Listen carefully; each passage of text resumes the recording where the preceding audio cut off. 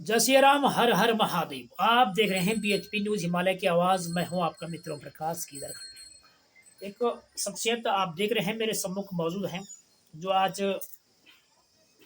काफी युवा हो चुके हैं और खेल जगत से इनका काफी गहरा नाता था। दर्जाधारी राज्य मंत्री जी और प्रदेश उपाध्यक्ष महिला आयोग ऐश्वर्या रावत जी मेरे सम्मुख मौजूद हैं, जिन्हें शैल पुत्री का एक बेहतरीन टैग दिया गया है, जो इनके जो कार्यकर्ता को हो या इनके जो लोकप्रियता ने दिया है। सबसे पहले आज खेल को लेकर मैं कुछ चर्चाएं करूंगा आपसे, जो काफी महत्वपूर्ण बनता है। आज का जो खेल का कार्यक्रम अभी हम लोग जो प्रतिभाग कहें इसको, या हम अभी इसको अटेंड करके आ रहे हैं, अपने बचपन की याद ताजी सी हो गई है। इस पर क्या कहना चाहिए आप? बिल्कुल, मैं बचपन में डिस्ट्रिक्ट लेवल बैडमिंटन और टेबल टेनिस प्लेयर रही हूँ। और अगस्त्यमुनि के ग्राउंड में, ये तो खैर हमारा घर है और इस ग्राउंड से हमारी कई यादें जुड़ी हैं।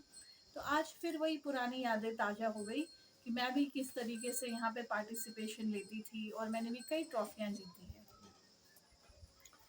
एक चीज महत्वपूर्ण यह है कि आज उन तमाम जो छात्र छात्राएं यहाँ पर तमाम 3 विकास खंड से आज प्रतिभाग कर रही हैं, उन तमाम लोगों को क्या संदेश आपका रहेगा?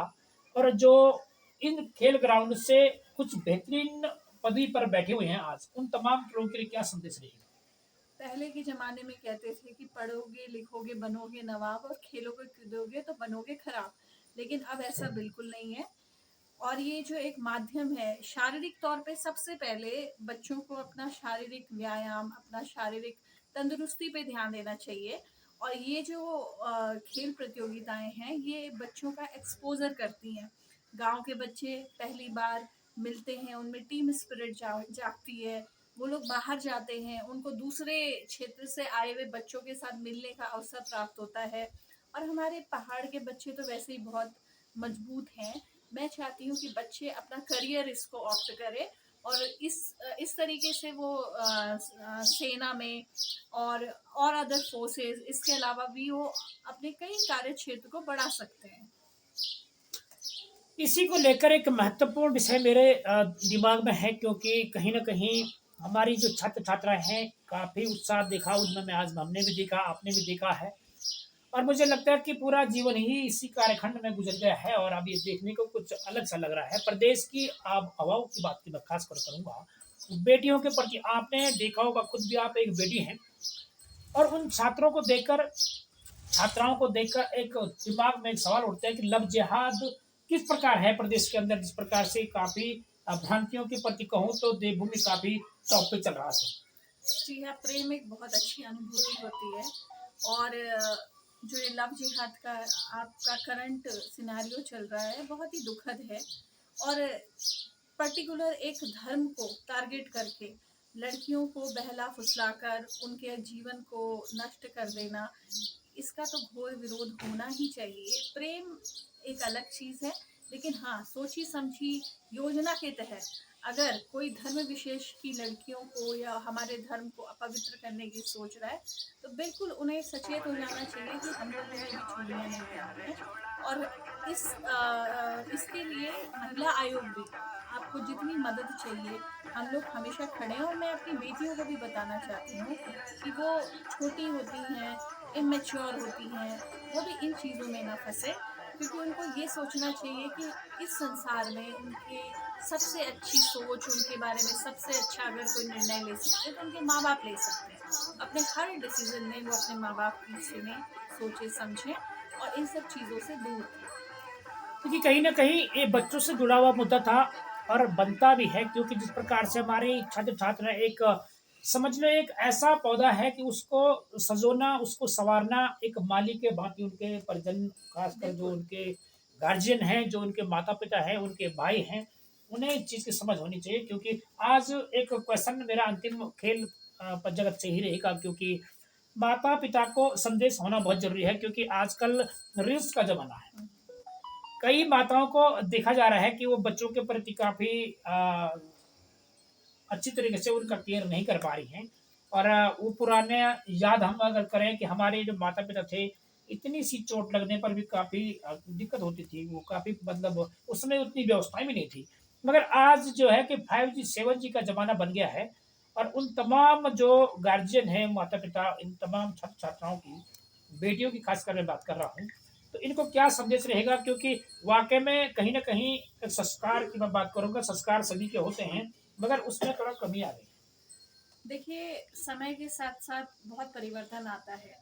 अभी कुछ साल पहले तक ये 5G, 2G नहीं थे, अब ये आ गए हैं, तो अब हमें इनके साथ चलना सीखना होगा और अब आगे नेक्स्ट 10 सालों में क्या क्रांतिकारी चीज़ें उनका आविष्कार हो जाए, हमें भी पता नहीं है।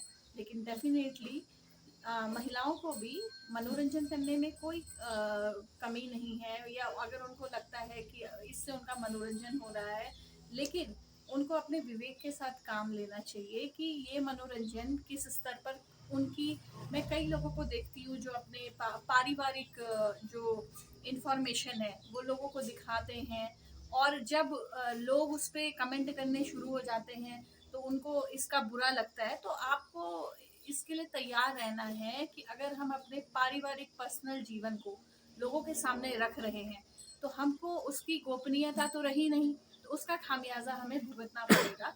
रील्स के लिए भी रील्स बनाने में कोई परेशानी नहीं है, लेकिन हाँ, जहाँ पर एक कर्तव्य की बात आती है, बच्चों से रिलेटेड जिम्मेदारियां हैं, माँ को ही ज़्यादा देखनी होती है क्योंकि माँ घर पे रहती है।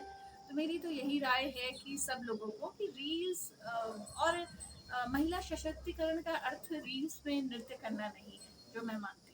महिला सशक्तिकरण का अर्थ है डॉक्टर्स बनना, टीचर्स बनना, समाज के लिए कुछ करना और हम अपने जीवन को समझे कि हमने क्यों इस धरती पर जन्म लिया है। तो अगर हर किसी को इतना विवेक आ जाएगा तो निश्चित ही तौर पर ये जो छोटी छोटी चीज़ें हैं जो ध्यान भटकाती हैं, इसमें महिलाएं नहीं पड़ेंगी। तो कहीं न कहीं समझना इस बात का है, तमाम जितने भी जो छात्राओं के मातृशक्ति की बात कर रहा हूँ, जो एक किसी भी समाज की बेटी हो, जिस प्रकार से आज मातृशक्ति रील्स के माध्यम से कहीं तो कुछ बेहतरीन मैंने देखा कि अपनी लोक संस्कृति के प्रति उनका बहुत अच्छा मतलब रिस्पॉन्स है और कुछ लोग ऐसे हैं कि जिन्हें खाली मतलब रील बनाने से मतलब है।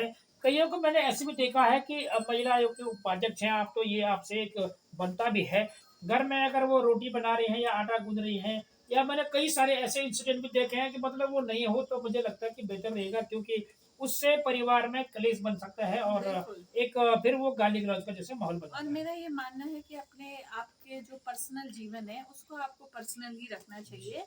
वो आपका निजी जीवन है, निजी चीज़ों को निजी रखेंगे तो उसका एक मान सम्मान बना रहेगा और आप हर चीज़ को अगर कैमरे के सामने ले आएंगे, आपके झगड़े होंगे या आपका कुछ भी जो भी चल रहा है, आप नहाने जा रहे हैं, खाने जा रहे हैं, तो इसका खामियाजा अगर वो दुनिया देखेगी तो दुनिया में 100 तरह के लोग हैं। तो इसके लिए आपको अपने मानसिक तौर पे तैयार रहना पड़ेगा कि हमारे इस काम से हमें कल परेशानी ही होनी है। आपने बड़े-बड़े लोग देखे होंगे, वो कभी अपनी निजी जीवन के निजी पलों को इनफैक्ट कैमरा वालों के सामने भी नहीं लाते हैं। मैंने अपने बच्चों को कैमरा वालों के सामने नहीं लाते। इसका मतलब ये नहीं होता है कि वो बेवकूफ़ हैं, उसका मतलब ये है कि उन्हें पता है कि निजता जो एक आदमी की होती है, वो कितनी कीमती चीज़ होती है। तो ये समझने में अभी कुछ समय लगेगा लोगों को, लेकिन ठोकर खाकर समझेंगे लोग।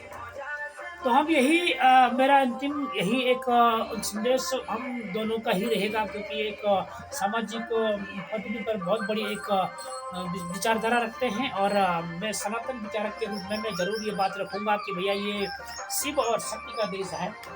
ये चार धाम का हमारा जो उद्गम स्थल सनातन का उद्गम स्थल है। मगर कुल मिला के मैंने कहीं देखे पूरा का पूरा अगर सोशलाइज़ को देखा जाए तो बाहर की जो संस्कृति के लोग भी तो बना सकते हैं। पर कहीं न कहीं समझना इस बात को है कि मातृशक्ति को सतर्क होना पड़ेगा क्योंकि इसमें साइबर के खतरे बढ़े हुए हैं और पारिवारिक क्लेश भी हो सकता है। और ये सनातन संस्कृति का देश है, ये सनातन का उद्गम स्थल है। इस प्रकार की गतिविधि ना ही करें तो मुझे लगता है काफ़ी बेहतरीन रहेगा और अपने बच्चों के प्रति सजग होना ये हमारी पहली सबसे बड़ी प्राथमिकता है। बहुत बहुत धन्यवाद।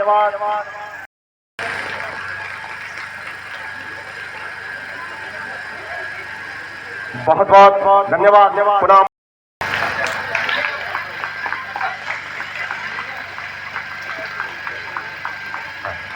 आमंत्रित करना चाहूंगा राजकीय बालिका इंटरमीडिएट कॉलेज